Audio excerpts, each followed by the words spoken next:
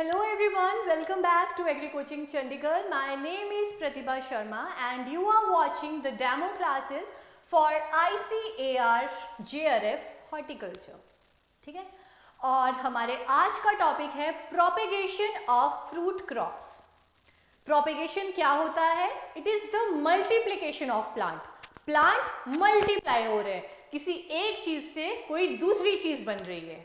ठीक है, अब ह्यूमंस का एग्जाम्पल ले लेते हैं. जैसे ह्यूमंस में a mother gives rise to a baby, वैसे ही प्लांट्स के केस में a mother plant gives rise to a baby plant.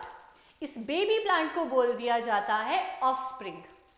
ठीक है, और अगर ये जो बेबी प्लांट है इसको दो डिसिमिलर पेरेंट्स मिलके जो बना रहे हैं बीज, ऑफस्प्रिंग जो बन रहा है, उसको बोला जाता है F1 हाइब्रिड. वो डिफरेंट कॉन्सेप्ट है इंप्रूवमेंट का, ब्रीडिंग का.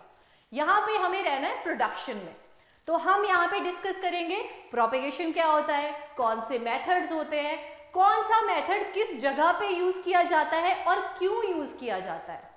ओके, जैसे हम देखते हैं ना कमर्शियल मेथड ऑफ प्रोपेगेशन, तो क्यों commercial method of propagation, for example mango is inarching only, या इनआर्चिंग के साथ साथ और चीजें भी जो उसमें प्रैक्टिसाइज करते हैं, क्यों करते हैं? Not why not by seed, stone से करते हैं ना, स्टोन ग्राफ्टिंग और इनआर्चिंग, इन सब से करते हैं, not from seed. Commercially seed से प्रोपेगेट नहीं करते हैं, ऐसा क्यों है वो सब भी आपको यहीं पे पता चलेगा. तो सारे कॉन्सेप्ट्स और सारे फैक्ट्स, साथ ही साथ ऐसे क्वेश्चन जो प्रीवियस ईयर में आ रखे हैं उनका भी ओवरव्यू करेंगे. Propagation, raising of plants, propagation से रिलेटेड जो क्वेश्चन है जो प्रीवियस ईयर में आ रखे हैं वो उससे हम स्टार्ट करेंगे.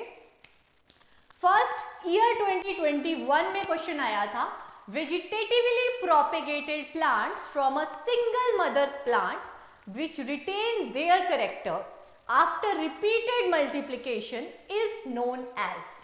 ठीक है, बार बार मल्टीप्लाई करने पर भी जो करेक्टर है वो मदर से मिल रहे हैं. ठीक है, बिल्कुल मदर के जैसे मिल रहे हैं. ठीक है, बेबी जो है, ऑफस्प्रिंग जो है, बिल्कुल अपनी मां पर गया है, exact copy. So answer options are clone, strain, variety और कल्टीवार. अगेन आंसर्स मैं नहीं बताऊंगी, but I will make sure कि इस सेशन के एंड तक आपको ये सारे आंसर्स पता होंगे.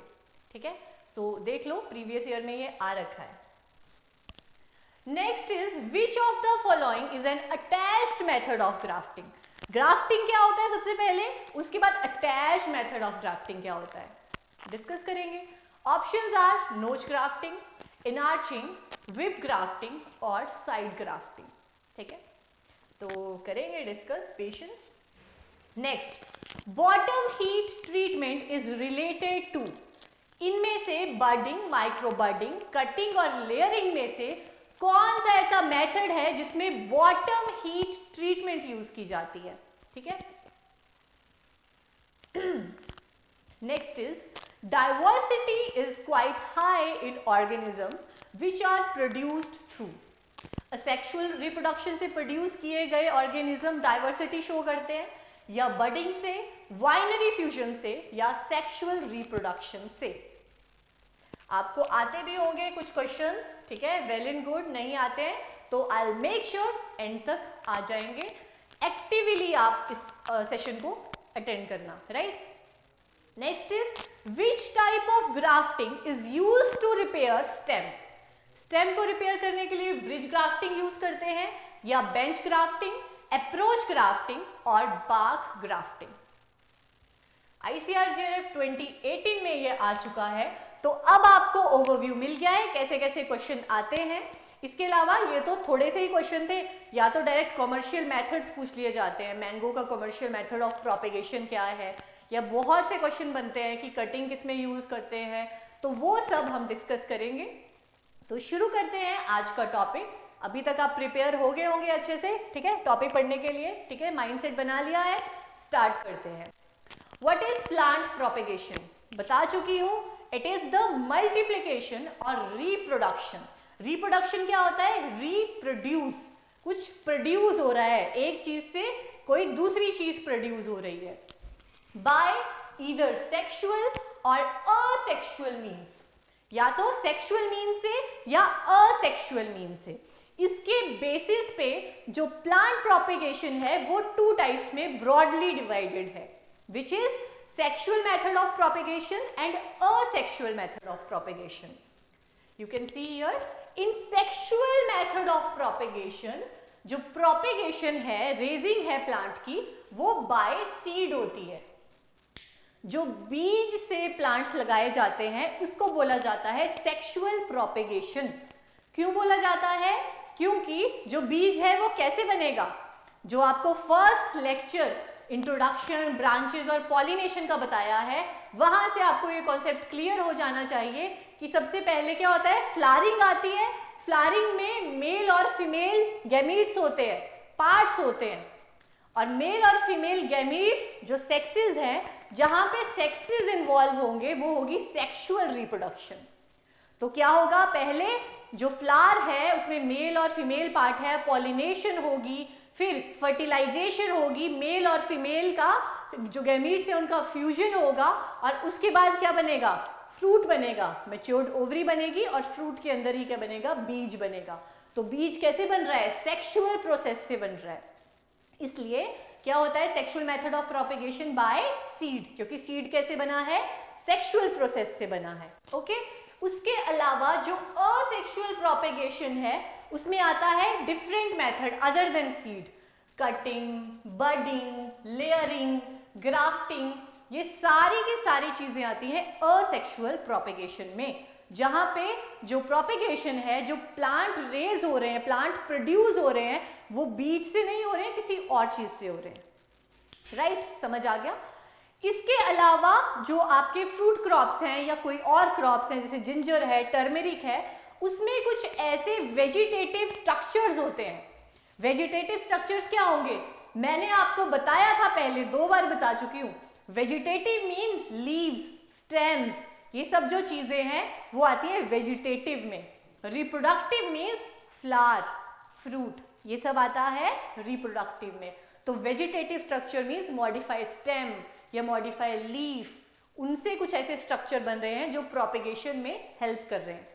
फॉर एग्जाम्पल देखो, रनर्स हैं। रनर्स बेसिकली क्या है, एक मॉडिफाइड स्टेम है, मॉडिफाइड शूट है, ठीक है, और वो कमर्शियल मेथड ऑफ प्रोपेगेशन है स्ट्रॉबेरी का, ठीक है। सकर्स, जो सकर्स हैं वो बेसिकली क्या है वो शूट ही है, लेकिन उसको कमर्शियली यूज किया जा रहा है प्रोपेगेशन ऑफ बनाना में। स्वॉर्ड सकर्स आपने सुना होगा, ठीक है। तो ऐसे ही कुछ वेजिटेटिव स्ट्रक्चर्स होते हैं, डिटेल में हम आगे पढ़ेंगे। उसके अलावा एक और यहाँ पे पॉपुलैरिटी गेन कर रहा है method of propagation, which is micro propagation. Again अलग कॉन्सेप्ट, अलग थ्योरी, बहुत वास्ट ये एक सब्जेक्ट है टिश्यू कल्चर का, कैसे प्रोपेगेशन होती है माइक्रो प्रोपेगेशन, ठीक है, कितना टाइम लगता है, क्या एडवांटेजेस है, क्या डिसएडवांटेजेस हैं, और कितने स्केल पे इसको लगाया जाता है, किन किन क्रॉप्स में किया जाता है। बहुत बढ़िया ये कॉन्सेप्ट है। तो अभी हम फोकस करेंगे सेक्सुअल और असेक्सुअल मेथड्स ऑफ प्रोपेगेशन पे। नाउ अब मैं बोल रही हूँ कमर्शियल मेथड ऑफ प्रोपेगेशन। बनाना का commercial method of propagation sword suckers है। मैंगो का कमर्शियल मेथड ऑफ प्रोपेगेशन इनार्चिंग है, या उसमें क्या करते हैं, स्टोन ग्राफ्टिंग भी यूज कर लेते हैं। क्यों? जो मैंगो है उसको कमर्शियली बीज से क्यों नहीं लगा सकते, जबकि बीज से लगाना तो कितना इजी है। पर कमर्शियल लेवल पे, मतलब कमर्शियल होता है बहुत बड़े स्तर पे जो आप लगा रहे हो मुनाफा कमाने के लिए, मैं आपको कमर्शियल ऑर्चर्ड्स में बता चुकी हूँ ये बात, उसमें हम बीज से क्यों नहीं लगा रहे हैं? क्योंकि हमें ये ऑब्जेक्टिव्स चाहिए। ऑब्जेक्टिव्स हमें क्या चाहिए कि जब हम क्रॉप लगा रहे हैं उसमें यूनिफॉर्मिटी हो। सारी क्रॉप ऐसा ना हो कि अगर एक प्लांट है वो बहुत अच्छी पैदावार दे रहा है, एक प्लांट है वो बहुत घटिया बकवास पैदावार दे रहा है, उसमें से फ्रूट ही नहीं लग रहे, ठीक है। एक प्लांट है वो इतना है और एक प्लांट है इतना है। कमर्शियल लेवल पे सोच के देखो, कमर्शियल लेवल में हर चीज का ध्यान रखना पड़ता है। Uniformity, early bearing, increase production, quality, resistance, और इसके साथ साथ कुछ ऐसे करेक्टर्स जो उस क्रॉप के लिए चाहिए, ठीक है, सॉरी, ठीक है। तो जो इतने बड़े बड़े रिसर्चर्स होते हैं उन्होंने हर मेथड से लगा के देखा है मैंगो को, और जिसमें उनको ये सब प्रॉपर्टीज मिली है कि जो मैंगो है उसमें फ्रूट ज्यादा लग रहे हैं, जल्दी लग रहे हैं, यूनिफॉर्म फ्रूट्स लग रहे हैं, क्वालिटी वाले फ्रूट्स लग रहे हैं, वो कौन से मेथड से लग रहे हैं, इनार्चिंग से लग रहे हैं।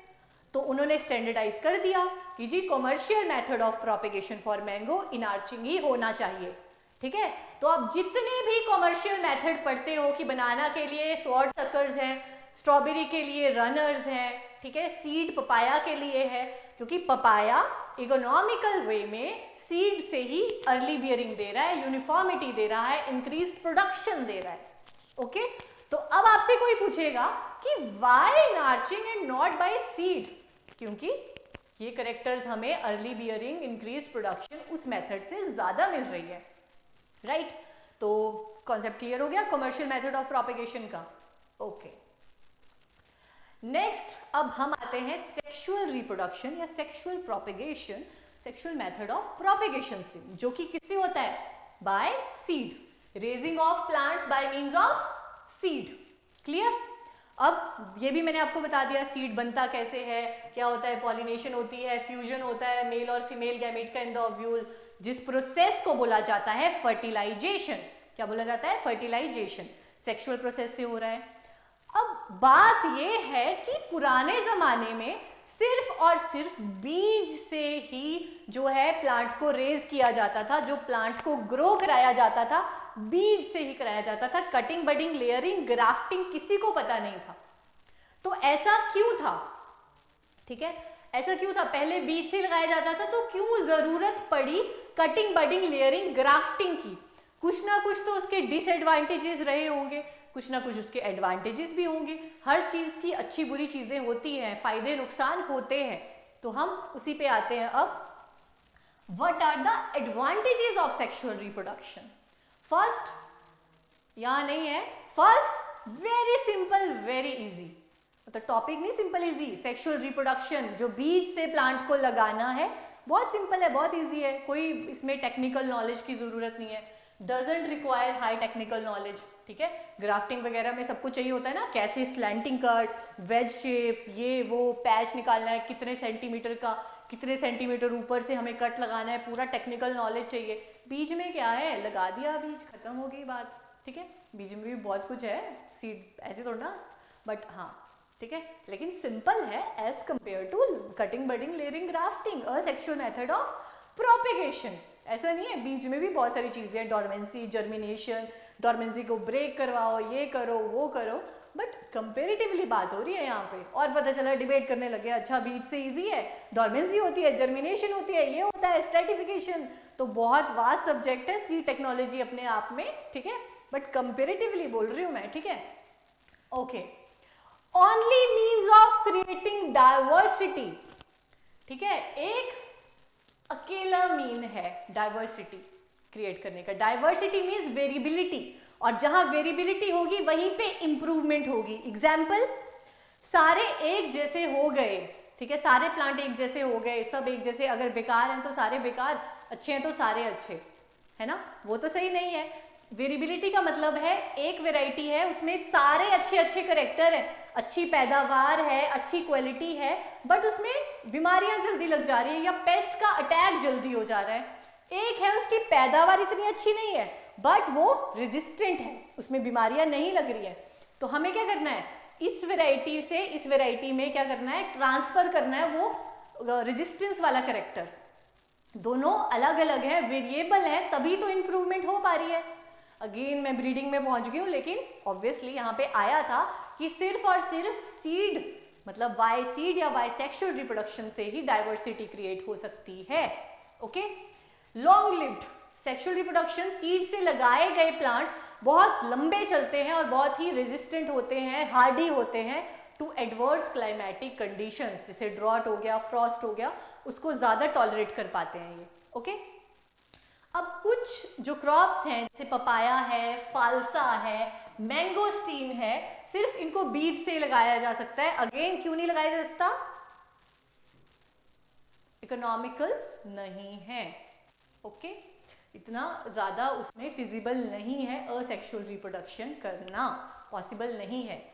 Next advantage is polyembryony character. Polyembryony means, poly means बहुत सारे, एक ही बीज से बहुत सारी सीडलिंग निकल जाएगी, तो फायदा है ना। ठीक है, एक तीर से दो नहीं, यहाँ पे तो बहुत सारे निशाने।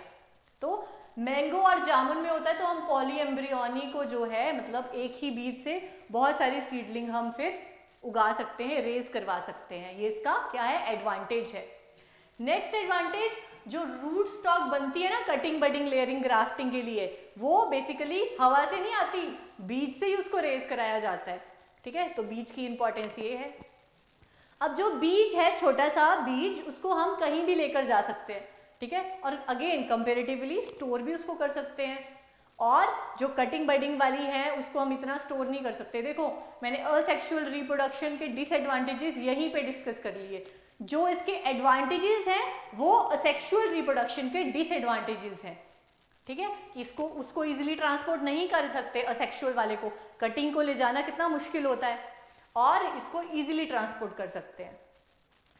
तो ये तो हो गए इसके एडवांटेजेस। अब बढ़ते हैं डिसएडवांटेजेस की तरफ, जिसकी वजह से ये कटिंग बडिंग लेयरिंग ग्राफ्टिंग जो है असेक्सुअल मेथड ऑफ प्रोपेगेशन है, ये यूज करने की जरूरत पड़ी।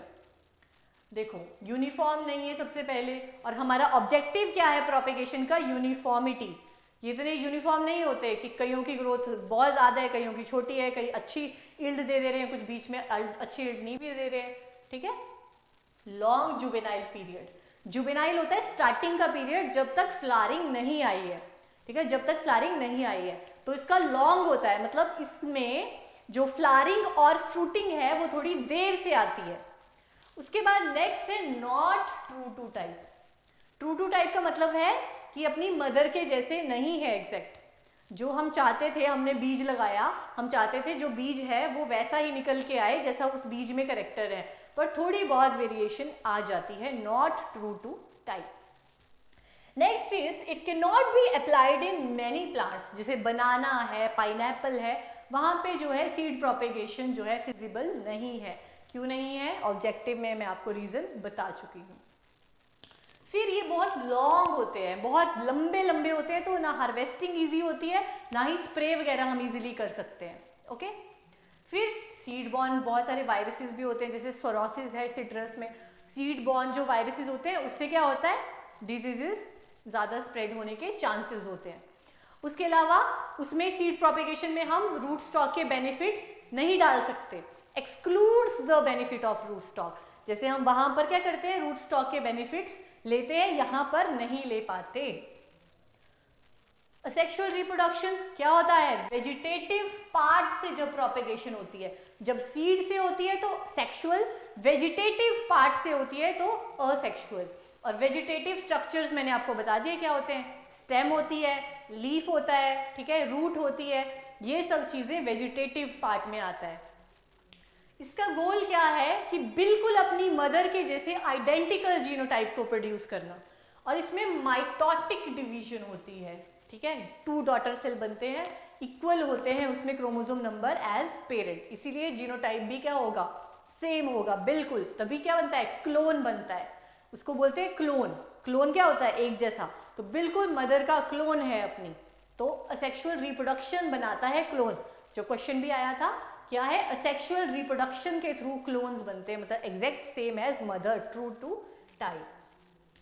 तो एडवांटेजेस वही हो गए, सबसे पहले ट्रू टू टाइप, जो उसके डिसएडवांटेज थे, उसका लॉन्ग जुवेनाइल था सेक्सुअल का, इसका शॉर्ट जुवेनाइल फेज है, मतलब फ्रूटिंग फ्लावरिंग जल्दी हो जाती है। यूनिफॉर्मिटी, यूनिफॉर्मिटी होती है, स्मॉल स्टेचर, इतने ज्यादा लंबे नहीं होते, तो स्प्रेइंग और हार्वेस्टिंग इजी हो जाती है।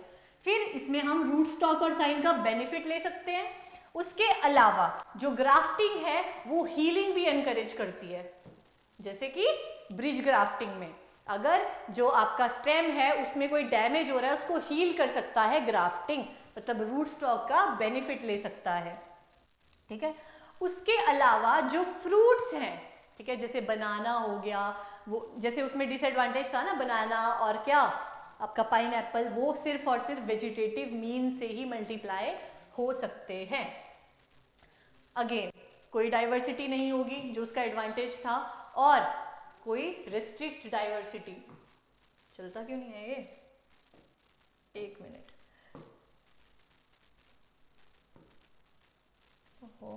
ओके, ये डाइवर्सिटी को रिस्ट्रिक्ट करता है, ठीक है, कोई वेरिएबिलिटी नहीं होती है, कोई डाइवर्सिटी नहीं होती है। चल नहीं रहा है, चल रहा है, पेन नहीं चल रहा शायद। ओके, ठीक है, रेस्ट्रिक्ट्स डाइवर्सिटी, कोई न्यू वैरायटी नहीं बना सकते, ज्यादा एक्सपेंसिव हो जाता है कटिंग वगैरह को, क्योंकि स्किलफुल लेबर भी लगती है, तो क्या होगा, ज्यादा एक्सपेंसिव हो जाएगा। और ये शॉर्ट लिव्ड होते हैं, वो लॉन्ग लिव्ड थे, ये शॉर्ट लिव्ड है। और गलती से अगर जो रूट स्टॉक है या साइन है, उन दोनों में से एक भी चीज इन्फेक्टेड निकल गई तो पूरा प्लांट डैमेज हो जाएगा। ओके, सबसे पहले बीज से हमने तो डायरेक्ट लगाना है ना, उसमें डिफरेंट कॉन्सेप्ट होते हैं जो आप सीड में ही पढ़ोगे कि seed stratification, seed dormancy, seed germination, तो बाय सीड से लगाना है। हम डिस्कस करेंगे मेथड्स ऑफ असेक्सुअल रिप्रोडक्शन, ठीक है, जो वेजिटेटिव पार्ट से लगाए जाते हैं। उसमें आता है कटिंग, बडिंग, लेयरिंग, ग्राफ्टिंग, मैं आपको बता चुकी हूँ। स्टार्ट करेंगे कटिंग से। कटिंग क्या होता है, कटिंग्स हम क्या करेंगे, स्टेम या तो स्टेम का कोई पोर्शन रिमूव करेंगे, या तो रूट का, जैसे ये है प्लांट, या तो हम कोई स्टेम का पोर्शन रिमूव करेंगे, या तो हम रूट का पोर्शन रिमूव करेंगे, या तो लीफ का पोर्शन रिमूव करेंगे, ठीक है। ये आपका पेरेंट प्लांट है, इसमें से कोई भी पोर्शन रिमूव करेंगे और फिर उस पोर्शन को किसी और एनवायरमेंटल कंडीशन में ले जाकर उसकी रूटिंग कराएंगे, उसकी शूटिंग कराएंगे। और बेस्ड ऑन पोर्शन कौन सा है, इसके टाइप्स हैं stem cutting, root cutting, leaf cutting, ठीक है। अगर आप स्टेम का पोर्शन ले रहे हो तो प्रोपेगेशन के लिए स्टेम का पोर्शन ले रहे हो, ठीक है। ये आपका मदर प्लांट है, उसमें से स्टेम काट ली थोड़ी सी पोर्शन, तो उसको बोलेंगे स्टेम कटिंग। अब जो स्टेम कटिंग है वो भी डिफरेंट टाइप्स की है, कि कैसी टाइप ऑफ कटिंग ले रहे हो, हार्डवुड कटिंग ले रहे हो, सेमी हार्डवुड कटिंग ले रहे हो, सॉफ्टवुड कटिंग ले रहे हो, या हर्बेशियस कटिंग ले रहे हो। कैसे, जो कुछ स्टेम होती है उनकी हार्डवुड्स होती हैं, कुछ की सेमी हार्ड, कुछ की वुड सॉफ्ट होती हैं, और कुछ की वुड्स बहुत ही हर्बेशियस होती हैं, जिनको हर्बेशियस जो श्रब्स होती हैं, जैसे हर्ब्स होती है, वैसे वैसे करके उसके बेसिस पे कि कौन सी जो क्रॉप है उसमें कौन सी कटिंग ली गई है, उसके बेसिस पे ये डिफरेंट टाइप्स हैं। Number 1 is hardwood cutting. Hardwood cutting में क्या होता है, शूट लेंगे, है तो ये स्टेम ही ना, हार्डवुड क्या है, स्टेम है। ये देखो स्टेम लेंगे हम 1 ईयर ओल्ड मैच्योर, कितनी पूछ लिया जाता है कि जो हार्डवुड कटिंग की लेंथ है कटिंग की वो कितनी होनी चाहिए, 10 to 45 सेंटीमीटर होनी चाहिए, और उसमें 2 से ये होते हैं बड, 2 से 3 बड होने चाहिए, और ये जो इसकी लेंथ है वो कितनी हो सकती है, 10 से लेकर 45 तक, राइट। इसको यूज करते हैं हम कमर्शियली, इसमें पोमेग्रेनेट में भी करते हैं, ग्रेप्स में करा जाता है, फिग में करा जाता है, प्लम में करा जाता है, ठीक है। इसकी वुड जो हार्डवुडी जो स्टेम होती है उसको कट करते हैं हम, कितना कट करते हैं, और उसमें 2 से 3 बड्स होने चाहिए। फिर सेमी हार्डवुड कटिंग में हम 4 to 9 मंथ्स ओल्ड शूट लेते हैं, ठीक है। अभी तक पूरी तरीके से वो 1 ईयर की मैच्योर नहीं हुई है, 4 to 9 मंथ्स की है और सेमी हार्ड नेचर की है। इसकी जो लेंथ भी है वो हार्डवुड कटिंग से थोड़ी कम रहेगी, 7 से 20, वो 45 तक जा रही थी, ये 7 से 20, उसमें बड्स चल रहे थे, इसमें थोड़े लीव्स भी होने चाहिए, ठीक है, 2 to 4 लीव्स होने चाहिए। लीव्स किसमें होंगे, एवरग्रीन फ्रूट प्लांट्स में होंगे। इसको यूज कर सकते हैं मैंगो में, गुआवा में, लेमन, ओनला एंड जैक फ्रूट में इसको अडॉप्ट किया जाता है। तो हार्डवुड में कटिंग थोड़ी बड़ी और, ठीक है, मोटी 1 ईयर ओल्ड की। अब पूछा गया था बॉटम हीट टेक्निक कहाँ यूज की जाती है, तो कटिंग्स में यूज की जाती है। कटिंग की रूटिंग कराने के लिए हम सबसे पहले उसको IBA, प्लांट ग्रोथ हार्मोन, जो मैंने पहले कराया ना पिछले सेशन में, कि IBA क्या है, इंडोल 3 ब्यूटायरिक एसिड, एक सिंथेटिक ऑक्सिन है, और वो यूज होता है रूटिंग में। उससे पहले उसको ट्रीट करेंगे, फिर एक चैम्बर में रख देंगे 30 ± 2 डिग्री, मतलब 30 से 2 डिग्री कम भी हो सकता है, ज़्यादा भी हो सकता है। इस टेम्परेचर में हम एक चैम्बर में उन कटिंग को रखेंगे ताकि क्या हो, रूटिंग हो उसमें, ठीक है। तो इस टेक्निक को बोलते हैं बॉटम हीट टेक्निक। किसमें यूज की जाती है, कटिंग्स में, ठीक है। जो कटिंग्स की रूटिंग है उनको बनाने के लिए यूज की जाती है बॉटम हीट टेक्निक। सॉफ्टवुड में अगेन उसकी एप्पल, पीच, पियर, गुआवा, जिसकी जो वुड है थोड़ी सॉफ्ट होती है, उसमें हम अडॉप्ट करते हैं। ज़्यादातर इसको सॉफ्ट वुड जो है फ्रूट में ना करके, अडॉप्ट ना करके, हम कोशिश करते हैं इसको फ्रूट्स में ना ही करेंगे, फ्लावर्स वगैरह में और उनमें होती है, ठीक है। उसके बाद है हर्बेशियस स्टेम कटिंग। इसमें क्या करेंगे, नाम से पता चल रहा है, जो सक्यूलेंट हर्बेशियस जो आपके प्लांट्स हैं 2 to 3 months ओल्ड, उनको सेलेक्ट करेंगे और उनको यूटिलाइज करेंगे। इसको भी हम फ्रूट प्लांट्स में नहीं इंक्लूड करते हैं, बस टाइप थे तो मैंने आपको बता दिया। तो आपने क्या पढ़ा, स्टेम कटिंग पढ़ा, और स्टेम कितने टाइप की होती है, हार्डवुड, सेमी हार्डवुड, ठीक है। और जो भी है, जैसे भी टाइप ऑफ वुड है उसके बेसिस पे ये टाइप्स हैं, और ज्यादातर हार्डवुड और सेमी हार्डवुड ही फ्रूट में की जाती है। Second example of cutting is root cutting. नाम से पता चल रहा है कि हम क्या करेंगे, जो रूट्स हैं उसको 2 to 3 सेंटीमीटर थिक जो रूट्स हैं उनको सिलेक्ट किया जाएगा, और उसके ऊपर थोड़ा स्टेम को भी करेंगे सिलेक्ट, ठीक है, 10 to 15 सेंटीमीटर टॉल। तो ये किस में की जाती है, ब्लैकबेरी में की जाती है और रास्पबेरीज में, बेरीज में की जाती है। ये ज्यादातर टेम्परेट के लिए दिसंबर में, और सब ट्रॉपिकल के लिए रेनी सीजन में की जाती है। तो रूट कटिंग, रूट लेंगे हम, ठीक है, 2 to 3 सेंटीमीटर थिक रूट्स लेंगे, इतनी सी बात है।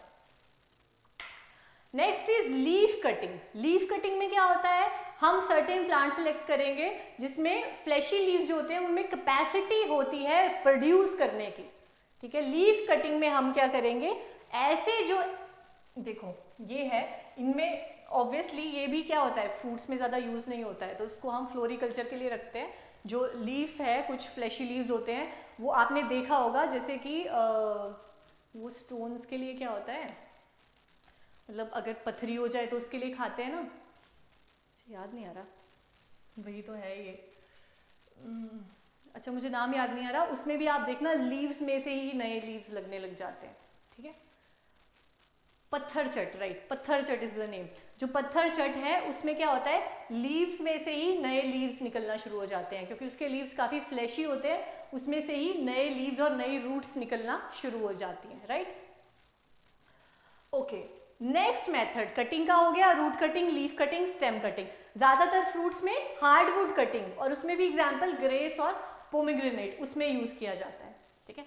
कटिंग क्या हो गया कि कटिंग क्या हो गया, पोर्शन ऑफ या तो स्टेम या रूट या लीफ को हम सेपरेट करेंगे मदर प्लांट से, ओके, और फिर उसकी रूटिंग कराएंगे। बॉटम हीट टेक्निक का क्वेश्चन उसमें इंपॉर्टेंट है, और ये क्वेश्चन इंपॉर्टेंट है कि हार्डवुड कटिंग किसका कमर्शियल मेथड ऑफ प्रोपेगेशन है, ठीक है, क्लियर। अगले मेथड पे आते हैं लेयरिंग। लेयरिंग एक ऐसा मेथड है जहां पे रूट्स जो है वो डेवलप हो। लेयरिंग होता क्या है, देखो लेयरिंग होता है कि शूट जो है वो उसी रूट पे डेवलप हो रही है, और इसी शूट पे हम नई रूटिंग बना रहे हैं। फिर इसको जब रूटिंग डेवलप हो जा रही है तो इसको लेकर जा रहे हैं हम किसी दूसरी जगह पे। So layering is a method of propagation in which roots are develop on a stem, ठीक है, स्टेम में ही कराई जा रही है रूटिंग। ये देखो stem, while it is still attached to the mother plant। ये देखो ये स्टेम अभी अपने मदर प्लांट में ही है। इस स्टेम में हम ये क्या है, एयर लेयरिंग है, गुटी, इसमें ही हम क्या कर रहे हैं, रूटिंग करवा रहे हैं। फिर हम इसको उधर ट्रांसप्लांट कराएंगे 2 से 3 महीने में, जब अच्छे से रूटिंग हो जाएगी। तो लेयरिंग क्या होता है, इसमें रूट्स को डेवलप कराया जाता है स्टेम के ऊपर ही, वाइल जब वो अभी तक स्टिल अटैच्ड है पेरेंट प्लांट के, और जब प्रॉपर रूटिंग हो जाएगी तब उसको डिटैच करेंगे और कहीं और पे उसको ग्रो कराया जाएगा एक नए प्लांट, फिर न्यू प्लांट के तौर पे वो फिर वो बनेगा, रेज होगा। First method of layering is tip layering. Tip मतलब ये जो है टिप, टिप ये होता है जो टर्मिनल पोर्शन होता है, ठीक है, जो एपिकल पोर्शन होता है, एपेक्स होता है, टिप। तो इसमें क्या होता है, यहां से समझो, ये स्टेम है, ये स्टेम क्या होती है, अंडरग्राउंड जाती है, और जो स्टेम की टिप है उस टिप पे क्या होता है, रूटिंग होती है और एक नया प्लांट डेवलप होता है। टिप लेयरिंग मींस स्टेम की टिप पे जो है वो रूटिंग हो रही है। Examples are blackberry and raspberry. Again सब में ऐसा ही है कि जब रूटिंग हो जाएगी उसको डिटैच करके कहीं और प्लांट कर दिया जाएगा। टिप लेयरिंग में क्या हो रहा है, स्टेम की टिप पे क्या हो रही है, रूटिंग हो रही है। सर्पेंटाइन लेयरिंग, सर्पेंटाइन सर्प से याद रखना है, स्नेक, जैसे स्नेक होता है ना ऐसे ऐसे ऐसे ऐसे, वैसे ही क्या हो रहा है, ये मॉडिफिकेशन है सिंपल लेयरिंग की। इसमें क्या होता है, ऑल्टरनेट ब्रांचेस पे देखो, इसको बेंड किया जा रहा है, फिर ये बाहर है, ये बेंड हो रही है, ये बाहर है, ये क्या होता है, ऑल्टरनेट। तो पढ़ो इसको कि ये मॉडिफिकेशन है जिसमें जो आपकी ब्रांचेस हैं उसको ऑल्टरनेटिवली कवर्ड एंड एक्सपोज किया जा रहा है। मतलब इसको कवर किया, फिर एक्सपोज किया, कवर किया, एक्सपोज किया। अल्टरनेटिवली ब्रांचेस को क्या कर रहा है, expose and covered and expose, covered and expose. तो ऐसे याद रखना है कि इस मेथड में क्या होता है, ब्रांचेस को अल्टरनेटिवली कवर्ड और एक्सपोज किया जाता है, और फिर रूटिंग हो जाती है, फिर नई जगह पे उसको लगा दिया जाता है। कहाँ होता है ये, मस्केडाइन ग्रेप में होता है। कहाँ, मस्केडाइन ग्रेप को कमर्शियली प्रोपेगेट किया जाता है सर्पेंटाइन लेयरिंग से। और क्या होता है serpentine layering, covered expose, covered expose, branches को पहले सॉइल के अंदर cover expose, cover expose. Okay, next and very important is air layering. First question बनता है, लीची की commercial method of propagation air layering से होती है। लीची क्या होती है, क्वीन ऑफ सब ट्रॉपिकल फ्रूट्स, इसको गुटी भी बोला जाता है। उसके बाद इसमें क्या किया जाता है, यहां से समझो, जो ये स्टेम है उसको पहले गर्डल किया जाएगा। गर्डलिंग मैंने प्रूनिंग में बताया था आपको, ट्रेनिंग और प्रूनिंग में गर्डलिंग क्या होता है, इसीलिए आपको सारे सेशन पढ़ना बहुत इंपॉर्टेंट है। स्टार्टिंग से from the base, introduction, branches, pollination, फिर सिस्टम ऑफ प्लांटिंग, ऑर्चर्ड क्या होता है, ट्रेनिंग प्रूनिंग क्या होती है, पीजीआर्स क्या होते हैं, उनके फंक्शंस क्या होते हैं, ये सारा आपका कैसे चला है, सिस्टमैटिकली चला है। तो अगर आप पिछले अभी नहीं पढ़े और यहाँ पे आ गए हो तो थोड़ा बहुत मुश्किल होगा, लेकिन आप पिछले भी पढ़ लोगे, आई नो, अच्छे से सारे सेशन उनको लगाना और फिर इन पे आना, फिर आपको बहुत अच्छे से सब ऐसा लगेगा कोई स्टोरी चल रही है, पहले क्या हुआ, ऑर्चर्ड बने, अच्छा हमने ये पढ़ा, फिर उसमें ऐसे लगे, मतलब स्टोरी की तरह पढ़ो। जब तक इंटरेस्ट नहीं लोगे, स्टडी को बर्डन समझोगे, कुछ दिमाग में नहीं आएगा। ठीक है, काम करो अच्छे से, उसको ऐसे कैसे भी पढ़ो, एंटरटेनमेंट लगना चाहिए आपको वो मन होना चाहिए आपके पढ़ने का। देखो पहले हमने क्या किया, स्टेम को गर्डल कर दिया, ठीक है, गर्डलिंग कर दी है स्टेम की, ठीक है। तो देखो स्टेम इज गर्डल। उसके बाद क्या किया, रूटिंग हार्मोन IBA उसको हमने अप्लाई किया ताकि रूटिंग हो जाए, और फिर वो जो गर्डलिंग है उसको हमने क्या किया, एक स्फेग्नम मॉस, अब ये क्या होती है वो अगले लेक्चर्स में आपको सब कुछ बताया जाएगा, ठीक है। उसको हम रूटिंग मीडियम जो है उससे ऐसे रैप कर देंगे, ये देखो ऐसे लगा दिया ना यहाँ पे मॉस, और फिर पॉलीथीन से हमने रैप कर दिया, इसको टाई कर दिया ताकि रूटिंग बन जाए। फिर क्या होता है इसमें, जब रूटिंग बन जाती है, ये भी पूछ लिया जाता है कि कितने गॉज की पॉली बैग है या पॉली शीट है, पॉलीथीन स्ट्रिप है, वो यहाँ पे यूज की जाती है। सो 200 to 300 गॉज, और ट्रांसपेरेंट वाली, कुछ लोग ब्लैक वाली भी लगाते हैं यहाँ पे, ठीक है, जो ब्लैक पॉलीथीन होती है। ओके, उसके बाद जब रूटिंग हो जाएगी तो 2 to 3 मंथ्स में इसको ट्रांसप्लांट कर दिया जाएगा। और कहाँ पे इसको यूज होता है सबसे ज्यादा, litchi, kagzi lime, jack fruit, guava and cashew nut में ये यूज होता है air layering, very important. Stem को गर्डल किया, उसमें IBA अप्लाई किया, या तो फिर मॉइस्ट रूटिंग मीडियम जो मॉस का होता है वो रैप कर दिया चारों तरफ, ठीक है, दोनों भी कर सकते हो। और उसके बाद उसको एक पॉलीएथाइलिन शीट ट्रांसपेरेंट से रैप कर दिया, टाई कर दिया, जब तक रूटिंग आपको दिखनी जाएगी कि रूटिंग आ रही है। Okay, picture, okay. Mount layering, mount क्या होता है, हीप, ढेर, ठीक है, यहाँ पे मैं ऐसे बता देती हूँ। इसमें क्या होता है माउंट लेयरिंग में, सबसे पहले ये प्लांट है ना आपका, ये कोई प्लांट है, उसको आप ग्राउंड लेवल से 15 सेंटीमीटर में हेड बैक कर दोगे। अगेन मैंने आपको बताया है, ठीक है, ट्रेनिंग प्रूनिंग में कि हेडिंग बैक क्या होता है। What is heading back? Head, जो हेड पोर्शन है उसको काट दिया, पूरा बेसल पोर्शन इंटेक्ट है 15 सेंटीमीटर तक का, ये हमने काट दिया। फिर क्या, इसमें नए स्प्राउट्स आएंगे। जब हमने ये काट दिया तो उसमें नए स्प्राउट्स आएंगे, फिर उन स्प्राउट्स में हमें रूटिंग करवानी है। कैसे? यहाँ पे हमें सॉइल का ढेर, हीप, जिसको माउंड बोला जाता है, उसको हमें ऐसे करना है और फिर यहाँ से रूटिंग आ जाएगी। क्वेश्चन आता है mount layering which is also known as tooling किसमें की जाती है? गुआवा में की जाती है। कैसे की जाती है? पहले 15 centimetre from the ground level head back कर देंगे, इसको काट देंगे पूरा। स्प्राउट्स जो न्यू आएंगे 2 मंथ्स में, फिर उन जो शूट्स हैं, स्प्राउट्स हैं, उनकी रूटिंग कराएंगे और फिर उनको क्या कराया जाएगा? नए उसमें एक रेज कराया जाएगा। ओके ओके, देखो यहाँ पे मैंने आपको बताया था ये हीप है, ठीक है, पहले हमने काट दिया इसको, उसके बाद नए स्प्राउट्स आए, ये बड़े हुए, उसके बाद क्या हुआ, इसको ऐसे माउंट से ऐसे कर दिया, फिर यहाँ पे नई नई रूटिंग आई, बहुत सारी रूटिंग आई, ठीक है। Next is trench layering. Trench layering क्या होता है? ट्रेंचेस क्या होते हैं? देखो इसमें हम, ये ट्रेंच है, यहाँ पे हम ब्रांचेस को क्या करेंगे? Horizontal position, this is vertical and this is horizontal. मैंने अगेन किसमें बताया था? सिस्टम ऑफ प्लांटिंग में वर्टिकल रो पैटर्न वाले सिस्टम ऑफ प्लांटिंग कौन से हैं और ऑल्टरनेटिव रो पैटर्न वाले कौन से हैं। तो सारे टॉपिक साथ साथ में चल रहे हैं, उनको रिवाइज करते रहो, भूल मत जाना, ठीक है। फिर क्या किया जाता है? जो ट्रेंच का बेस होता है ना, उसमें ऐसे हॉरिजॉन्टल पोजीशन में ब्रांचेस को ग्रो कराया जाता है और उसी में रूट डेवलप होती है। ज्यादातर किसमें यूज होता है ये? एप्पल, पियर और वॉलनट में, ठीक है। इन सब में, इन सब का जो रूट स्टॉक होता है उसको ग्रो कराया जाता है ट्रेंच लेयरिंग से। ओके, तो इसी तरीके से आपकी लेयरिंग हो गई खत्म, ठीक है। एयर लेयरिंग इंपॉर्टेंट है, उसके अलावा ट्रेंच आपको पता चल गया। उसके बाद स्टूलिंग इंपॉर्टेंट है गुआवा के लिए, जिसको माउंट लेयरिंग भी बोलते हैं, ठीक है। माउंट मीन्स हीप, ऐसे ढेर। ग्राफ्टिंग पे आ जाओ। ग्राफ्टिंग क्या होता है?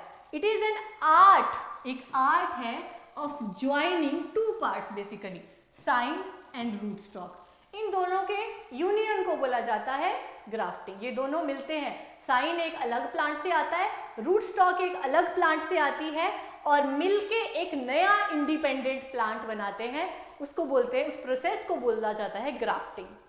अब ये क्वेश्चन आ जाता है कि साइन कौन सा होता है? जो अपर पोर्शन होता है, जो टॉप वाला पोर्शन होता है प्लांट का, ठीक है। ये प्लांट है, जो टॉप वाला पोर्शन है वो है साइन, और जो लोअर वाला पोर्शन है जहां पे क्या है? रूटिंग सिस्टम है, जिसके साथ रूट लगी है, उसको बोला जाता है रूट स्टॉक, या सिर्फ स्टॉक भी बोल देते हैं, पर root stock is the main word, right.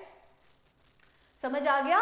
तो ये प्लांट है, प्लांट का ऊपर वाला पोर्शन क्या है? साइन, और नीचे वाला पोर्शन जहां पे रूट्स लगी हैं उसको बोलते हैं रूट स्टॉक। अच्छा, फर्स्ट मेथड है आपका, हाँ जी, तो attached scion method of grafting, detached scion method of grafting. Two broadly two methods हैं। एक में जो साइन है अटैच्ड है, इसका क्या मतलब हुआ? और इसका एग्जाम्पल भी है इनआर्चिंग, या इसको अप्रोच ग्राफ्टिंग भी बोल दिया जाता है, इनआर्चिंग को ही। तो इसमें क्या होता है? जो साइन वाला प्लांट है वो अपने रूट सिस्टम पे है, जो रूट स्टॉक वाला प्लांट है वो अपने रूट सिस्टम में, दोनों का अपना अपना अलग रूट सिस्टम है और वो मिलके ज्वाइन होके एक नया रूटिंग बना रहे हैं, ठीक है। ऐसे हम क्या करते हैं? डिटैच्ड वाले बाकी सब सारे में क्या करते हैं? हम यहाँ से इसको पूरा डिटैच कर देते हैं मदर प्लांट से, फिर उसको मदर प्लांट से डिटैच करके साइन को रूट स्टॉक के ऊपर रख देते हैं किसी अलग अलग स्टाइल से, या तो टंग ग्राफ्टिंग से या इससे। पर अटैच्ड जो इनआर्चिंग है उसमें जो आपका साइन है, ऊपर वाला पोर्शन है, उसको काटा नहीं जाता, वो उसी प्लांट पे रहता है, ठीक है। इसमें क्या करते हैं? दोनों की प्लांट का अपना अलग रूट सिस्टम होता है, दोनों को ऐसे कंबाइन कर दिया जाता है, देखो। और डिटैच जिसमें साइन को काट के लेकर जाते हैं दूसरी जगह पे। तो अटैच्ड मेथड कौन सा हुआ आंसर? इनार्चिंग या अप्रोच ग्राफ्टिंग। एम्ब्रेसिंग भी इसको बोलते हैं। ये देखो, ये है आपका क्या रूट स्टॉक और ये है आपका साइन। इन दोनों को जोड़ा गया है, इसका अपना रूट सिस्टम है, इसका अपना रूट सिस्टम है, पर इन दोनों को ऐसे जोड़ा गया है साथ में। तो इसका distribution feature, two independent plants on their own roots are grafted together. इसकी अपनी रूट है यहाँ पे, इसकी अपनी रूट है, फिर भी दोनों को मिला दिया है ऐसे। ठीक है, करते कैसे मिलाते हैं इसको? देखो ये अपनी जगह पे है ना, इसको आप इसमें लेकर आओगे पॉट में, जिसमें रूटिंग तो होगी साथ में, फिर इस पॉट को यहाँ पे रख दोगे और साथ में मिला दोगे। ठीक है, ज्यादातर इसको मैंगो में किया जाता है मोस्टली, तो सपोटा और गुआवा में भी प्रैक्टिसाइज किया जाता है, बट गुआवा का कमर्शियल मेथड क्या था? माउंट लेयरिंग और स्टूलिंग। ये मैंगो का है। टंग ग्राफ्टिंग, टंग क्या होती है? जीभ। ये देखो कहाँ गया, हाँ जी ये देखो, लग रही है ना इसे जीभ निकाली है। तो क्या है ये? इसमें क्या होता है, जो साइन होता है, देखो इन दिस मेथड सबसे पहले डायामीटर, जो इसका और इसका डायामीटर है देखो सेम होना चाहिए। रूट स्टॉक और साइन का डायामीटर सेम होना चाहिए, इक्वल थिकनेस के होने चाहिए। ठीक है, उसके बाद एक स्लैंटिंग कट, स्लांट होता है जैसे ये है तो ऐसे टेढ़ा कट, तो स्लैंटिंग कट लगाएंगे 5 सेंटीमीटर लॉन्ग। देखो स्लैंटिंग कट लगाया है यहाँ पे ऐसे 5 सेंटीमीटर लॉन्ग। ठीक है, on the base of sign.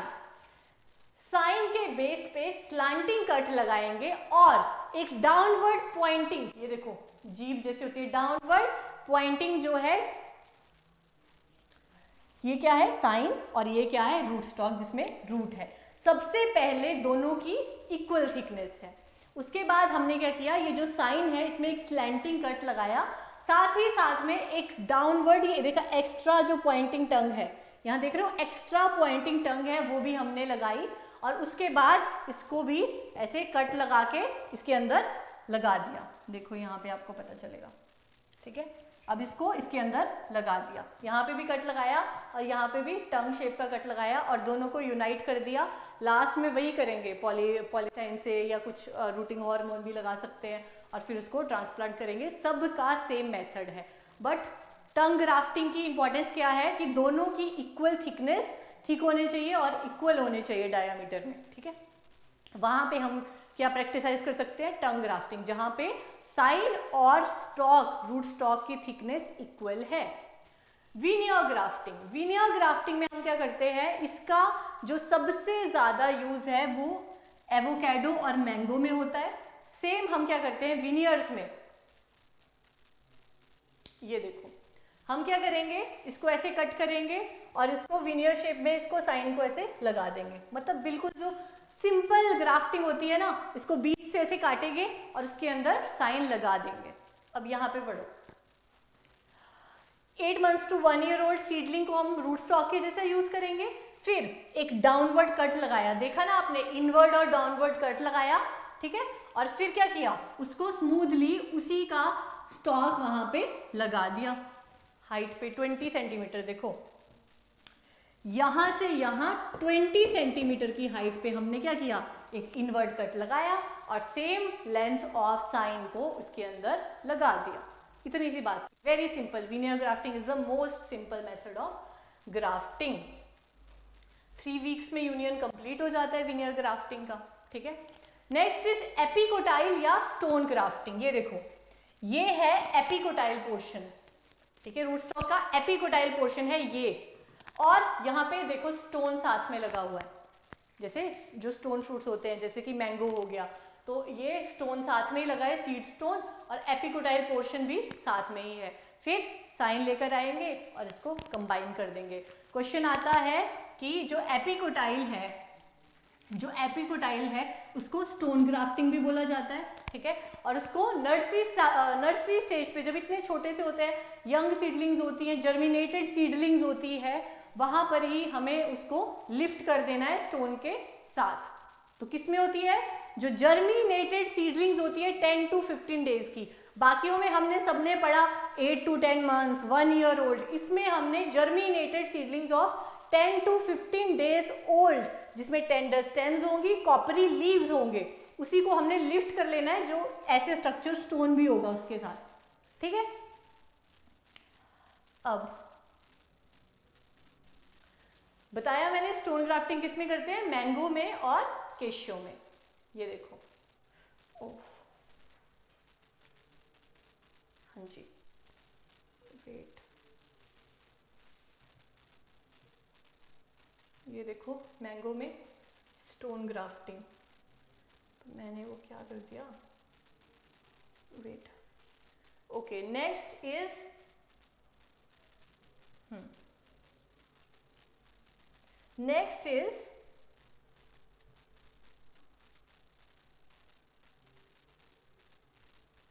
Cleft और वेज ग्राफ्टिंग। ठीक है, क्लेफ्ट ग्राफ्टिंग को ही क्या बोला जाता है, वेज ग्राफ्टिंग बोला जाता है। ये यूज कहां होती है, अच्छा, द क्वेश्चन इज क्लेफ्ट और वेज ग्राफ्टिंग यूज कहां पर होती है। ये वहां यूज होती है जहां पर जो रूट स्टॉक है is quite thicker than scion. Veneer grafting में क्या हो रहा था, साइन और रूट स्टॉक की जो थिकनेस थी वो इक्वल थी, लेकिन जो क्लेफ्ट और वेज ग्राफ्टिंग है उसमें क्या हो रहा है, जो रूट स्टॉक है is quite thicker than the scion. तो ये कहां पे यूज होगी, क्वेश्चन बनता है कि टॉप वर्किंग क्या होता है, टॉप वर्किंग इज जब कोई जो ट्री है उसकी ब्रांच डैमेज हो गई है या कुछ हो गया है, उसके ऊपर हमें वर्क करना है, उसको रिजुबिनेट करना है, उसको बोलते हैं टॉप वर्किंग। ठीक है, कि मतलब यहां तक जो है रूट सिस्टम उसका बिल्कुल ठीक है, बस बार्क थोड़ी सी डैमेज हो गई है, तो उसके ऊपर हम टॉप वर्किंग करेंगे, टॉप पोर्शन पे वर्क करेंगे। यहां देखो क्या बोला, जो रूट स्टॉक है वो है थिक क्लेफ्ट में, और जो साइन है वो है थिन। ठीक है, तो ये मेथड वहां अप्लाई होगा जहां पे टॉप वर्किंग की जरूरत होगी। ये बहुत ओल्ड ट्री है, ठीक है, उसी की होती है इतनी मोटी ब्रांच, बहुत ओल्ड है ये, और इसको क्या करना है, टॉप वर्किंग की जरूरत है, तो उसको साइन वुड से हम क्या करेंगे, रिजुबिनेट करेंगे, उसको फिर से लाइफ में लेकर आएंगे। किसमें किया जाता है ये, walnut, hazelnut, pecan nut and grapes में भी रिजुबिनेशन के लिए यूज किया जाता है क्लेफ्ट और wedge grafting. Okay, soft wood grafting. Soft wood grafting जो है वो क्लेफ्ट और वेज के जैसा ही है। क्वेश्चन आता है कि इन सीटू ग्राफ्टिंग के लिए कौन सा टाइप ऑफ ग्राफ्टिंग यूज किया जाता है। ठीक है, answer would be soft wood grafting जो है वो इन सीटू, क्योंकि सॉफ्ट वुड होती है उसकी इजी टू मैनेज है, तो इन सीटू ग्राफ्टिंग मेथड्स में आता है सॉफ्ट वुड ग्राफ्टिंग। और ये कब करते हैं, जहां पे एडवर्स कंडीशन होती है, ड्राई लैंड कंडीशन होती है, वहां पे इसको यूज किया जाता है। ठीक है, मैंगो, एवोकेडो, सपोटा में इन सीटू ग्राफ्टिंग के लिए इसको यूज किया जाता है।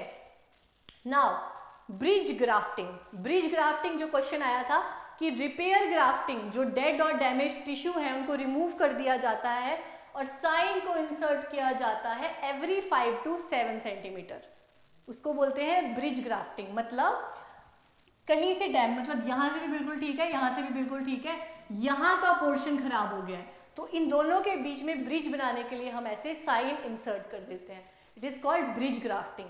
अगर पूरा का पूरा प्लांट रिजुबिनेट करना है, टॉप वर्क करना है, तो हम यूज करेंगे क्लेफ्ट और वेज ग्राफ्टिंग। लेकिन ब्रिज ग्राफ्टिंग जब हमारा बीच में कोई पोर्शन डैमेज हुआ है, क्या डिफरेंस है, जो क्लेफ्ट और वेज ग्राफ्टिंग है वो हमें तब यूज करनी है जब हमें टॉप वर्क करना है, पूरी की पूरी हमें ऊपर का पोर्शन चेंज करना है, रिजुबिनेट करना है, सिर्फ रूटिंग सिस्टम ठीक है, बाकी पूरी ब्रांच हमें हेड बैक करनी है। ब्रिज ग्राफ्टिंग में सिर्फ ब्रिज बनाना है, ये वाला पोर्शन ही खराब हुआ है, ऊपर नीचे सब सही है। Okay, early spring best time होता है इसका करने का, ज्यादा टिश्यू जो है वो ग्रो करेंगे और काफी इजीली हील होगा ये, ठीक है, इसीलिए स्प्रिंग में करते हैं। तो आपका लेयरिंग हो गया, ग्राफ्टिंग हो गया। Now budding. Budding is also known as bud grafting. Grafting ही होता है, यूनियन ही होता है, लेकिन ग्राफ्टिंग में हम पूरा का पूरा साइन जो है उसको यूज कर रहे थे, बडिंग में हम छोटा सा बड यूज करेंगे, इतना सा डिफरेंस है। एक बहुत इंपॉर्टेंट डिफरेंस ये है कि ग्राफ्टिंग को हम डोरमेंट सीजन में करते हैं, लेकिन जो बर्ड्स हैं वो तो एक्टिव सीजन में ही आएंगे ना, तो बडिंग को करते हैं हम एक्टिव ग्रोइंग सीजन में। डिफरेंस पता चल गया। जो बडिंग है उसमें सिर्फ बड यूज करेंगे और जो ग्राफ्टिंग है उसमें पूरा का पूरा साइन यूज करेंगे। ये जो ग्राफ्टिंग है डोरमेंट सीजन में करेंगे और बडिंग हम एक्टिव ग्रोइंग सीजन में करेंगे। T budding very important. T budding को शील्ड बडिंग भी बोला जाता है। क्यों? क्योंकि देखो जो रूट स्टॉक है ना, जिसमें रूट है, उसमें टी शेप का वो बनाएंगे। दिखाई देती हूँ, ये देखो, ये जो रूट स्टॉक है उसमें ऐसे टी शेप बनेगा, टी शेप, ऐसे टी शेप बनेगा। ये आपका रूट स्टॉक है, इसमें आप टी शेप का इंसिजन बनाओगे, कट बनाओगे टी शेप का, एक वर्टिकल बनाओगे, एक हॉरिजॉन्टल बनाओगे अबव द वर्टिकल, तो टी बन जाएगा। और शील्ड बडिंग इसलिए बोलते हैं क्योंकि जो बड की शेप होती है वो शील्ड की शेप की होती है। देखो शील्ड क्या होता है, दिस इज शील्ड, तो इस शेप का यहाँ आप देख सकते हो, इस शेप का जो है बड का शेप होता है, इसलिए इसको शील्ड बडिंग बोला जाता है। और बोट भी ऐसी ऐसी होती है, तो किसका जो बड है उसकी शेप शील्ड और बोट शेप होता है, तो इट्स टी बडिंग में होता है वो। ओके, एप्पल का कमर्शियल मेथड है, एप्पल, पीच, पियर जो टेम्परेट क्रॉप है, एप्रिकॉट, चेरी, इन सब में यूज होता है T budding. Okay, now inverted T budding में क्या होता है, सेम एज टी बडिंग, बस जो टी है रूट स्टॉक पे वो उल्टा हो जाएगा। मतलब जो हॉरिजॉन्टल कट हम अपर में लगा रहे थे, वर्टिकल कट के अपर में, वो लोअर में लगाएंगे। क्यों लगाएंगे, इसका भी एक रीजन है, क्योंकि जो ये वाला टी है ना वो सारा पानी सोख लेता है, और ये वाला जो है हैवी रेनफॉल एरियाज के लिए है, जो कि पानी को, ठीक है, सोखेगा नहीं, इधर उधर गिरा देगा। जब सोख लेता है तो सब सिस्टम अंदर का खराब हो जाता है और रॉटिंग होने लगती है, तो उसकी हीलिंग के लिए हम यूज करते हैं इन्वर्टर टी बडिंग। तो हाई रेनफॉल एरियाज के लिए इन्वर्टर टी बडिंग यूज करते हैं। Now patch budding, patch budding में क्या करते हैं, पैच रिमूव करेंगे। और ये जो सारी बडिंग सिस्टम है, हमें ध्यान रखना है कि थोड़ी स्लिप स्टेज में हो, ये है ना, यहाँ देख सकते हो आप, यहाँ से पैच निकालेंगे रूट स्टॉक पे, सेम जो पैच का साइज है वो यहाँ पे रूट स्टॉक पे करेंगे और इसको यहाँ पे जोड़ देंगे, ठीक है। और ज्यादातर जो थिक बार्क्स होती है उसी के लिए इसको यूज होता है। इतनी सी उससे कैसे आप पैच निकालोगे, ऑलरेडी वो पैच जितना है उसमें से कैसे पैच निकालोगे, जो थिक वाली है ना उसी में से पैच निकालना है, ठीक है। और किस में होता है, पिकान नट में और वॉलनट में। तो इतनी सी बात है। रिंग बडिंग में अगेन रिंगिंग करते हैं, आपको बता चुकी हूं मैं ट्रेनिंग पीरियड में रिंगिंग क्या होता है। रिंग बडिंग में क्या करते हैं, रिंगिंग करते हैं हम, ठीक है। ऐसे ये स्टेम है, उसमें ऐसे रिंग शेप का पैच निकालेंगे, बेसिकली उसमें बड भी होना चाहिए। किसमें करते हैं, बेर में करते हैं। ये देखो, ये क्या किया, रिंग शेप का आपने यहां से निकाला, यहाँ पे सेम इंसिजन किया और यहाँ पे लगा दिया स्टॉक में, ठीक है। और इसको किस में करते हैं, वेरी इंपॉर्टेंट, बेर में करते हैं। Next is chip budding. Chip और पैच में कभी कभी कंफ्यूजन हो जाता है। क्या डिफरेंस है चिप और पैच में, एक तो जो वो है पैच बडिंग है, वहां पे क्या होगा, स्लिपिंग स्टेज होगी, ठीक है, ज्यादा ड्राइनेस नहीं होगी। जो बार्क है उसमें ड्राइनेस नहीं होगी पैच के केस में। चिप बडिंग तब यूज करते हैं जब पुअर सैप फ्लो हो और जो बार्क है वो थोड़ी ड्राई हो गई हो, है ना, चाहे वो लो वाटर की वजह से हो या लो टेम्परेचर की वजह से हो। पर क्या होता है, जब सैप फ्लो पुअर होता है तो हम कौन सी बडिंग यूज करते हैं, चिप बडिंग। ज्यादातर ग्रेप, एप्पल, पियर में होता है जब वहां पे लो टेम्परेचर इंजरीज हो जाती हैं, एडवर्स कंडीशंस हो जाती हैं। इसी के साथ आपका कटिंग, बडिंग, लेयरिंग, ग्राफ्टिंग के टाइप भी खत्म हो गए। अब मैंने आपको बोला था कि कुछ जो आपके फ्रूट हैं या वेजिटेबल्स हैं उनमें कुछ ऐसे स्पेशलाइज्ड वेजिटेटिव स्ट्रक्चर होते हैं जो क्या, जिनमें एबिलिटी होती है एक नए प्लांट में रेज होने की, प्रोड्यूस होने की। For example runner, offset, rhizome and crown. अब ये किस किस में होते हैं, फर्स्ट इज राइजोम। राइजोम होता क्या है, एक स्टेम होती है। वेजिटेटिव क्या बताया था, या तो स्टेम होगी, लीफ होगा या रूट होगी। तो रनर क्या है, एक स्पेशलाइज्ड स्टेम है जो कि लीफ एक्सिल से प्रोड्यूस हुई है। स्ट्रॉबेरी कमर्शियल मेथड, जो स्ट्रॉबेरी का कमर्शियल मेथड है रनर्स। नाउ सकर्स भी क्या है, बेसिकली एक शूट है, ठीक है, किसमें होती है, बनाना और पाइनएप्पल में। नाउ आपका ऑफसेट, ऑफसेट भी क्या है, लेटरल शूट है। लेटरल क्या होता है, ये वाली साइड वाली शूट्स, ठीक है। किसमें होती है, पाइनएप्पल में और डेट पाम में होती है मोस्टली। फिर राइजोम्स, राइजोम्स फिर फ्रूट से इधर को चला गया, ये जिंजर और टर्मेरिक, ये भी मॉडिफाइड स्टेम ही होती है। बल्ब भी मॉडिफाइड स्टेम होती है। स्टोलन्स जो ट्यूबर्स होते हैं वो भी स्टेम ट्यूबर्स ही होते हैं, ठीक है। तो पोटैटो जो होता है उसका एडिबल पार्ट क्या होता है, मॉडिफाइड रूट, मॉडिफाइड रूट होता है, मॉडिफाइड स्टेम होता है। आप देखते हो कि पोटैटो अंडरग्राउंड लगा है तो मतलब वो रूट है, पर जो पोटैटो है, आलू है, वो एक मॉडिफाइड स्टेम है। स्टोलन बेसिकली क्या होती है, सबसे नीचे वाली स्टेम होती है जो मिट्टी के अंदर, सॉइल के अंदर जाती है, अंडरग्राउंड जाती है और उसकी टिप्स स्वेल होके ट्यूबर बनाती है, उसको पोटैटो बोला जाता है। तो पोटैटो एक मॉडिफाइड स्टेम है, स्टेम ट्यूबर है, ओके। फिर क्राउन होता है, क्राउन किस में होता है, पाइनएप्पल में होता है, और पाइनएप्पल का कमर्शियल मेथड है प्रोपेगेशन का क्राउन, ओके। इसी के साथ आपके सारे मेथड्स ऑफ प्रोपेगेशन खत्म हो गए, besides except micro propagation. Micro propagation मैंने आपको बताया एक बहुत डिफरेंट कॉन्सेप्ट है। एक्सप्लांट टिश्यू कल्चर कैसे होता है, कितने टाइम में होता है, उसके लिए एक अलग लेक्चर होगा।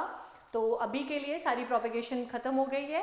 कुछ टर्म्स हैं, अगेन वो ब्रीडिंग में ही आएंगी, और पॉलिनेशन का भी पढ़ लेना, वो जो टॉपिक है उसमें से भी आपको, क्योंकि जो पॉलिनेशन और वो जो मैकेनिज्म्स है ना वो रिलेट करते हैं प्रोपेगेशन से। सबके कमर्शियल मेथड ऑफ प्रोपेगेशन आने चाहिए। क्यों उनको कमर्शियली यूज किया जाता है वो अब आपको पता चल गया है, क्या किसके एडवांटेज है, क्या इसके डिसएडवांटेज है। अपनी नोटबुक्स निकालो, उसमें क्या लिखोगे, ड्राई एरियाज के लिए कौन सी ग्राफ्टिंग यूज होती है। अगर पूरी की पूरी टॉप वर्किंग करनी हो तो क्या यूज करते हैं, क्लेफ्ट और वेज ग्राफ्टिंग। थिकनेस इक्वल हो तो कौन सी यूज करते हैं, इट्स थिकनेस इक्वल हो तो विनियर ग्राफ्टिंग। ऐसे ऐसे छोटे छोटे क्वेश्चन अपने ही दिमाग में बनाओ, कैसे कैसे आ सकते हैं इस टॉपिक से, कि सिर्फ ब्रिज, अगर कोई पार्ट डैमेज हो, सिर्फ ब्रिजिंग करनी हो तो कौन सी ग्राफ्टिंग यूज करते हैं, ठीक है। बर्डिंग और ग्राफ्टिंग में क्या डिफरेंस होता है, ये समझो, सारे कॉन्सेप्ट समझो, आराम से लिख लिख के पढ़ो, इनको रिवाइज करो। रिवीजन से याद आया, ठीक है, हमने क्या पढ़ा, प्रोपेगेशन। प्रोपेगेशन क्या होता है, क्या होता है प्रोपेगेशन, मल्टीप्लिकेशन ऑफ प्लांट्स या रिप्रोडक्शन ऑफ प्लांट्स। उसके बाद हमने पढ़ा प्रोपेगेशन सेक्सुअल भी हो सकती है, असेक्सुअल भी हो सकती है। Sexually by seeds, asexually by cutting, budding, layering, grafting. फिर आपने कटिंग के टाइप पढ़े, बेस्ड ऑन कटिंग होता क्या है, एक पोर्शन मदर प्लांट से सेपरेट किया जाता है, उसमें रूटिंग कराई जाती है और उसको अलग से लगाया जाता है। अब वो पोर्शन स्टेम है तो stem cutting, root cutting, leaf cutting. अब स्टेम कैसी है, हार्डवुड है, सॉफ्टवुड है, कौन सी कटिंग है उसके बेसिस पे भी उसको डिवाइड किया गया है। हर्बेशियस कटिंग है, सॉफ्टवुड कटिंग है, कौन सी कटिंग है, या सेमी हार्डवुड कटिंग है, ये सब। उसके बाद आप कटिंग के बाद आते हो लेयरिंग पे। लेयरिंग में भी आप क्या कराते हो, बेसिकली लेयरिंग में आप क्या कराते हो, जो स्टेम है उसके ऊपर, स्टेम के किसी पोर्शन में रूटिंग कराते हो, और वो जो स्टेम है still attach to its mother plant. Layering में जो स्टेम है जहां पे रूटिंग करा रहे हैं वो मदर प्लांट से ही अटैच्ड है, जबकि ग्राफ्टिंग में साइन और रूट स्टॉक होता है। रूट स्टॉक एक अलग है, साइन एक अलग प्लांट से है, ठीक है। ग्राफ्टिंग हो गया। बडिंग में क्या होता है, सेम एज ग्राफ्टिंग, लेकिन क्या एक्टिव स्टेज पे किया जाता है, और ग्राफ्टिंग को डोरमेंट स्टेज पे किया जाता है।